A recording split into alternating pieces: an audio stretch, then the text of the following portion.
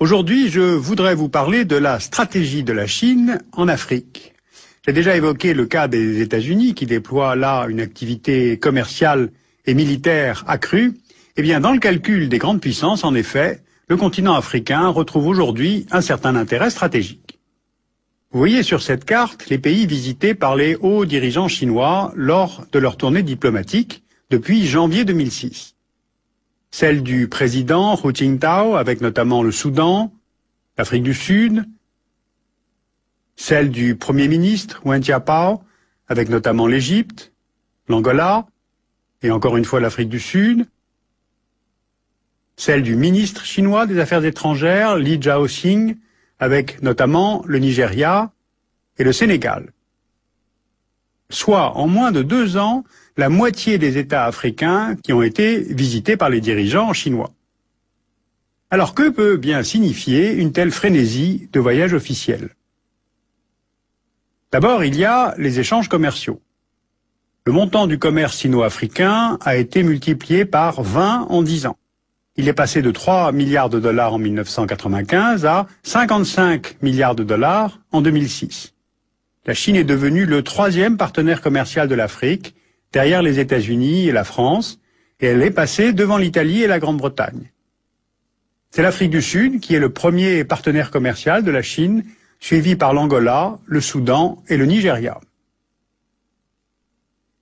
La Chine exporte vers l'Afrique des textiles et des vêtements à bas prix, des biens d'équipement, des véhicules de transport et des produits alimentaires comme le riz. En retour, elle importe des matières premières, manganèse, fer, cuivre, chrome, un minerai rare qui s'appelle le coltan, utilisé dans la production de puces de téléphones portables. Elle importe des bois durs pour les meubles et la construction, du coton aussi. 20% des importations chinoises de coton viennent du continent africain. Et puis bien sûr du pétrole. Le pétrole représente à lui seul 70% de la valeur des importations chinoises sur le continent. La Chine est aujourd'hui le 3e importateur de pétrole au monde, après les États-Unis et le Japon. Et en 2006, 30% de ces importations venaient d'Afrique, en particulier de l'Angola, qui est devenu le premier fournisseur mondial de brut de la Chine, de Guinée équatoriale, du Soudan et du Congo-Brazzaville. En plus de ces échanges commerciaux, la Chine investit directement dans la production de pétrole, et ce pour augmenter la sécurité de ses approvisionnements énergétiques. Sur cette carte, on voit les pays d'Afrique où les compagnies pétrolières chinoises détiennent des participations.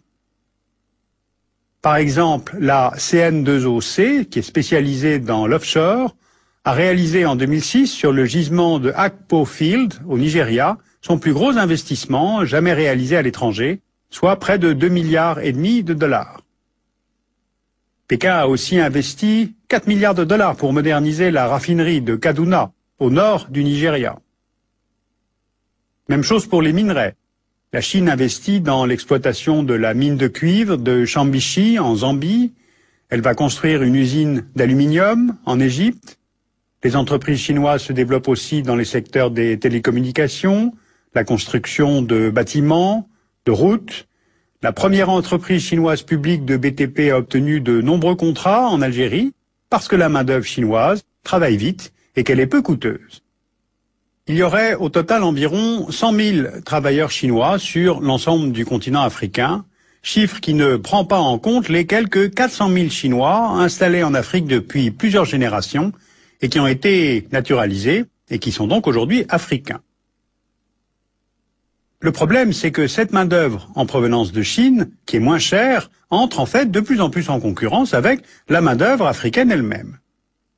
En résumé, on a donc une véritable vision stratégique chinoise sur ce continent.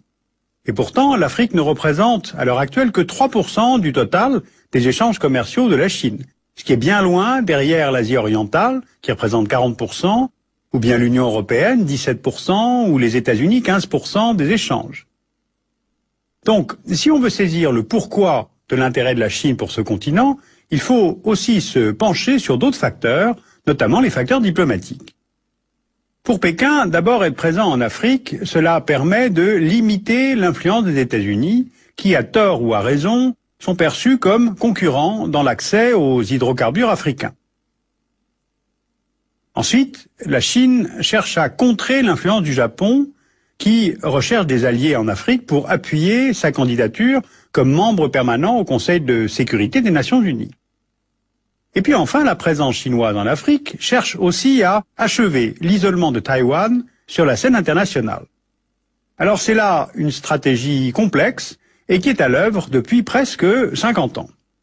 Je vous rappelle qu'en 1949, c'est le Kuomintang, pro-occidental, installé à Taïwan, qui représente la Chine aux Nations Unies, et non pas le Parti communiste chinois, qui vient de prendre le pouvoir à Pékin en 1949. Donc les dirigeants communistes, qui sont en quête de reconnaissance internationale, vont chercher à nouer des relations diplomatiques.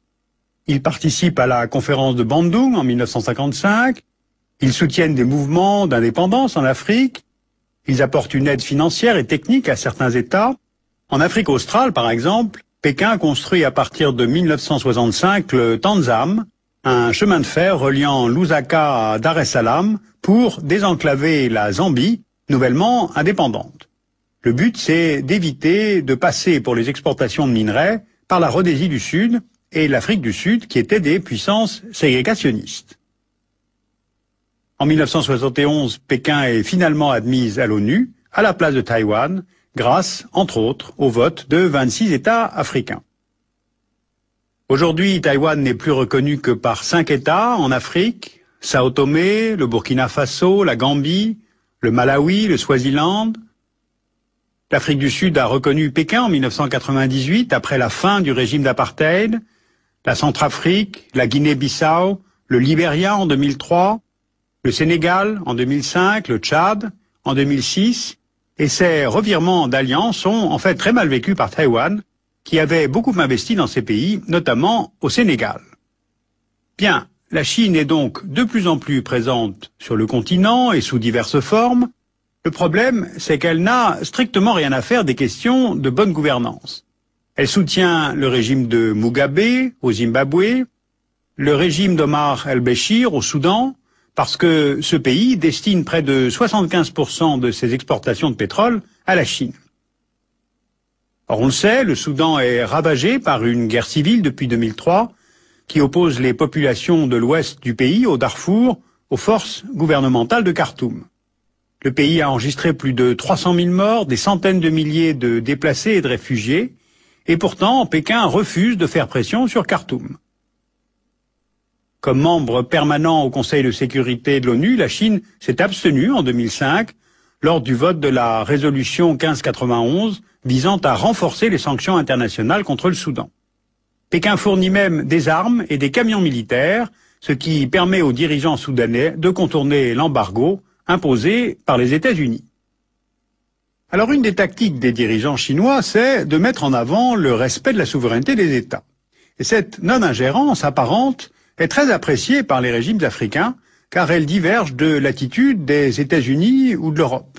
Car en faisant pression pour la bonne gouvernance, ceux-ci sont parfois taxés de néocolonialistes par les Africains.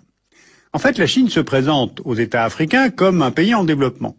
Et cette fausse modestie lui permet d'apparaître comme si elle traitait d'égal à égal. Or, une fois qu'elle est en position de monopole d'achat pour un produit, la Chine n'hésite pas à faire baisser les prix à la vente, comme ce fut le cas d'ailleurs pour le bois gabonais. À cela s'ajoutent maintenant d'autres effets négatifs. Développement d'une certaine prostitution, de la contrefaçon. Le niveau de vie des Africains est sûrement favorisé par cet afflux de produits chinois à bas prix. Mais ces importations massives concurrencent maintenant certaines industries locales. Or, ce n'est pas compensé par des accords d'exportation de produits africains vers la Chine, et ce mécanisme ne fait qu'augmenter une fois de plus le déficit commercial du continent africain. Et bien pourtant, cette stratégie chinoise est payante et ostentatoire. Vous vous souvenez peut-être du grand forum sino-africain de novembre 2006, cette grande messe organisée à Pékin à laquelle 48 pays africains, sur un total de 53, se sont rendus. Si vous voulez approfondir cette question, je vous signale que plusieurs revues consacrent leurs numéros à ces relations entre le continent africain et la Chine. La revue Diplomatie, avec un certain nombre de cartes qui sont intéressantes. la revue Monde Chinois, éditée par l'Institut Choiseul à l'automne 2006. Vous avez l'Atlas de l'intégration régionale, édité par le CEDEAO et le CDE, tout un numéro sur l'Afrique et la Chine. Et les éditions du Monde diplomatique publient une revue en langue allemande qui est précisément consacrée à la Chine et qui s'appelle China. Et pour ma part, je vous retrouve la semaine prochaine.